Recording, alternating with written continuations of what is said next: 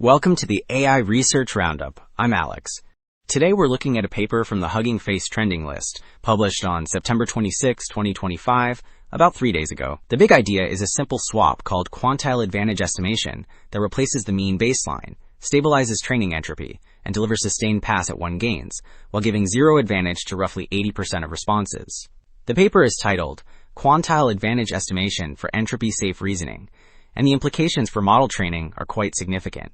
This paper pinpoints baseline design as the culprit behind entropy collapse or explosion, proves two-sided entropy safety, and gates updates to reinforce rare wins on hard queries while fixing failures on easy ones.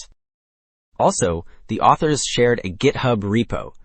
You'll find a minimal VERL-based implementation with a one-line PPO baseline swap, a Quantile K config, and ready-to-run DAPO scripts for QN models. The repo includes figures, a PDF, and clear usage examples showing how to pass Quantile K via CLI or YAML. Figure 1 contrasts unstable versus stable training.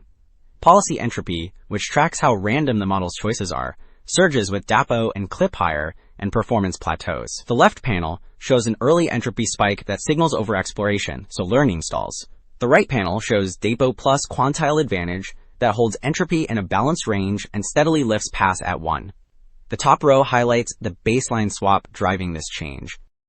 So, Figure 3 presents how high entropy token usage shifts during training. The left panel at step 20 shows diverse anthropomorphic tokens, which means words like wait, or perhaps that signal human-like thinking. The middle panel at step 80 concentrates on rigid reasoning templates such as so and let. The right panel at step 200 becomes homogenized, which signals entropy explosion and stalled gains. This pattern suggests token-level control amplifies noisy updates as diversity shrinks. Alright, Figure 4 shows that the quantile baseline reins in entropy by stopping harmful updates from negative advantage samples. The left panel charts policy entropy and reveals that negative advantage samples drive the spike, while positives stay comparatively steady. The middle plot contrasts symmetric weighting used by prior methods with a thresholded rule that flips which responses get weight by query success rate. The right plot shows the same gate on negatives, and with K about 0.4, the method suppresses exploration when queries are easy. This gating explains the stabilized entropy and the lack of late-stage plateaus.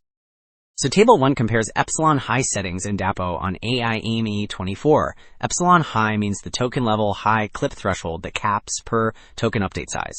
The best row sets epsilon high to 0.26. That choice reaches pass at 1 about 41, which signals the strongest outcome. Lower settings, like 0.22, land in the mid-30s, so the improvement is small and plateaus persist. The 0.28 option is close but still below the best. Alright, Figure 5 shows how the quantile baseline stabilizes training while focusing learning where it matters. The left panel shows pass at 1 rising. Performance at 16 candidates stays comparable, so the method is more sample efficient. The middle panel breaks down entropy, which measures randomness in the policy, and the spike comes from negative advantage samples that the method suppresses. The right panel reveals about 80% of responses get 0 advantage, concentrating updates.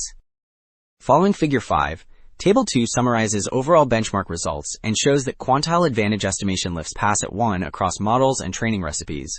The gains arrive without sacrificing pass at 16, which stays comparable for most rows. For example, the clip higher row on Q138B base rises by about 7% on AIME 25. Similar improvements appear for CLIP, COV, and GSPO, so the baseline swap helps regardless of token level or sequence level controls. The consistent pattern supports the claim that regulating entropy at the response level yields higher sample efficiency. So the key takeaway is simple but powerful. Swap the mean baseline for a K-quantile baseline, and training entropy stays in a safe band while pass at 1 climbs. A second takeaway is practical reach. Sparse credit and response level gating boost sample efficiency without hurting pass at 16. Thanks for listening. I am Alex, and this was the AI Research Roundup.